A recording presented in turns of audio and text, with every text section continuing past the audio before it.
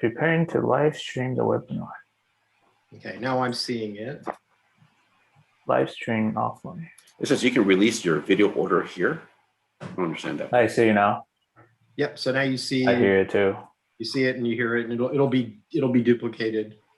And then if you, so John, if you like, is David, turn on your video. Yeah.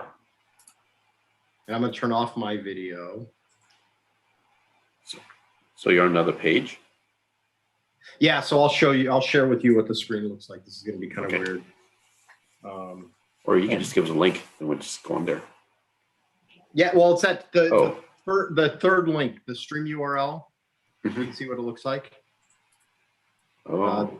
This I'll just put it in the chat. Hold on. Let's stop the share because it'll be weird. Okay, I just put it in the chat.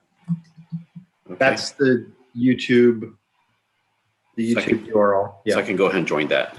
Yep, you can join that. Okay, let's try that out. And there could be up to a 30-second delay, but don't worry about that because they're just seeing the live thing. You just got to remember not to turn off the stream at the end until after a little bit. Okay, I just muted. Okay, yeah, there's a delay because you're still showing. Yeah. Yeah, I'm still not. I just popped in now. So you're seeing in that link, you're seeing the stream. Yes. And actually, if I go here into my other browser, paste.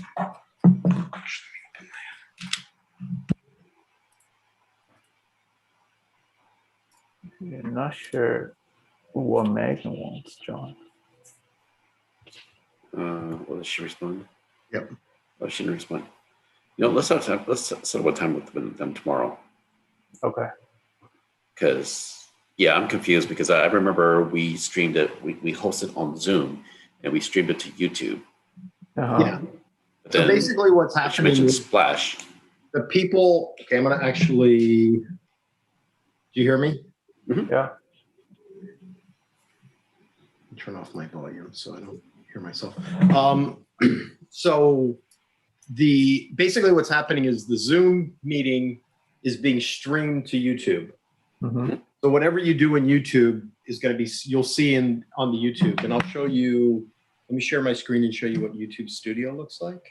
I have my third monitor up now, so I can do all this.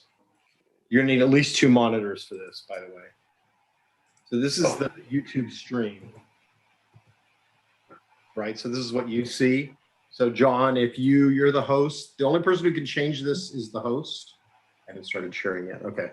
So now you should see. You see the YouTube. See, this is what I see in YouTube. Mm-hmm. And it shows the connection speed. It shows the health of the stream. It shows the stream settings, which you really don't need to mess with. Mm-hmm. Analytics is what I keep up. So you can kind of see, okay, how many people you have concurrently, mm-hmm. how many people are on the stream. Now, John, if you, I think, so I'm sharing my screen. So if I stop you can't really see it now. But basically, that's this window here is what people are seeing on the stream. Mm-hmm. And then if you turn on and off people's videos, you're controlling what the remote audience sees. Right. So what we did when we ran the show was we had the end users mute and unmute their videos. So you weren't doing it for them. Right. Just because it was cleaner that way. And they didn't really know what was going on too much. I mean, if something's screwed up, you can override it and mute them, from there. But realize the only person who can do it is whoever the host is. Because what the host is seeing is what's going into YouTube. Makes sense? So I'm gonna stop sharing now, and you can play around with the stream. So what they did was they stream YouTube to the Splash, and then they watch on Splash. Yep. And then you use Zoom. You use Zoom for the people to talk to each other live. Yeah. Because otherwise, the other people, like John, now mute my video and mute David's video. Mute the video. How come they couldn't just go straight to YouTube instead of going to Because Splash? you need something that streams, and YouTube Splash didn't support streaming directly through YouTube at the time. That's the thing I wanted to check, was to see if you could do it straight into YouTube. But the problem is you can't really have the audience. You really need something where the people are talking to each other live, and that's what Zoom gives you. But people watching, what if do they have like Q&A for people on Splash or no? Yeah, Splash has a Q&A built into it, so they can do the Q&A through Splash. They didn't really. We never did Q&A, so I don't know. Yeah, we weren't able to do Q&A because Zoom. This doesn't support stream. YouTube Live doesn't really support Q&A. Is there a way to go straight from Zoom to Splash? Potentially. That was the other thing I wanted to check. It didn't work before because what they were doing was they were iframing it in, and you had to have the client installed on everyone's computer. So it was a really ugly thing.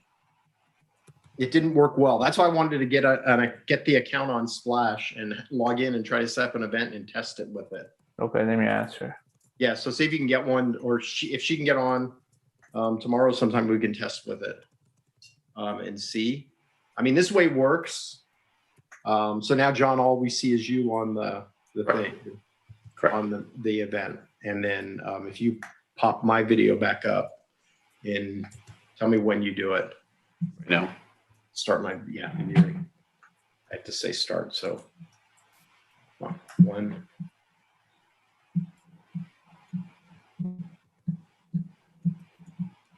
I already did the delay. It's 30 seconds. 30 seconds? Yeah. Between YouTube and Zoom. Yeah, it's about 30 seconds. I think I counted 25. Or wait, that's not right. That's why I put up my hand. So I clocked it on my timer. Yep. And it's still, there it goes, 30 seconds is in, and we're live. Now on YouTube Studio, you actually see it. You see it sooner. Mm-hmm. If you're watching on YouTube Studio. So it's good to probably have YouTube Studio up as well too, just so we can see what everyone else sees. Yeah, okay. What I did was I had one screen with YouTube Studio. I actually used 3 screens. I had one on YouTube Studio, one with the YouTube link, and one with the Zoom webinar. Now you can have David run the YouTube Studio while you're running the Zoom meeting. And then David can keep an eye on things. I mean, there's not much you can do if it's not working, honestly, because it doesn't matter.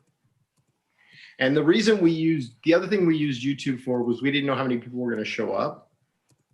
So what's your webinar limit? Is it still 1,000 or 5,000? So 5,000. Yeah. Okay, so it's 5,000. So you can have up to 5,000 people on the meeting. If you could do the meeting directly through Zoom and have everyone watch it through Zoom, as webinar participants, and connect it up through Splash, that might be an easier, cleaner way to do it. The only thing that's not good about it is they want the playback. They're going to put it on their YouTube channel later, and editing the video, putting the video up on YouTube later, if you didn't record it live, is a little bit of a pain. And you got to be really careful when you start the YouTube stream. You don't want to have chatter because it doesn't really let you edit the video very well, or it didn't at the time. Okay. Yeah, it's not like. Well, I mean, what they could do is probably so what she says is that they're going to have it on Splash as well. Yeah. Wait, let me get back to where I'm at. Okay. So she said. Well, okay. Live viewing will happen on Splash, but post-event viewing will go on YouTube. Yeah. So basically, record the video on. The other thing is they can upload the video to YouTube afterwards, so we can make edits after. Make sure you record the video in Zoom, and also you're going to get since you're streaming it through YouTube, you're also going to get a copy of the YouTube one. What I found, and this is a while back, was that the quality of the video on YouTube was better than the quality of the video that got recorded on Zoom. I don't know what if Zoom has done anything to make the recording quality better. Since then, is it just people talking, or is there gonna be music and stuff like that? Okay. Hey, Paul, are you free tomorrow after 3 o'clock? I should be, yeah. Okay. I might not be free. Okay. Yeah. Yeah, it would have to be like, So it's nothing on YouTube now. They want to do it on Splash, but then Paul, you mentioned that it didn't work earlier. That's why they didn't do it last time. But now they want to try. They did, but what you do is in Splash, you link the Splash. Splash doesn't have streaming built into it. You need to either use Zoom or YouTube Live for the video. So the video that's getting the playback has to either go through Zoom or through the other one. We used YouTube because YouTube was a web link. And with Zoom, you know how it always launches the client? Mhm. So what happens is it ends up launching the client for people, and it's not really the best experience.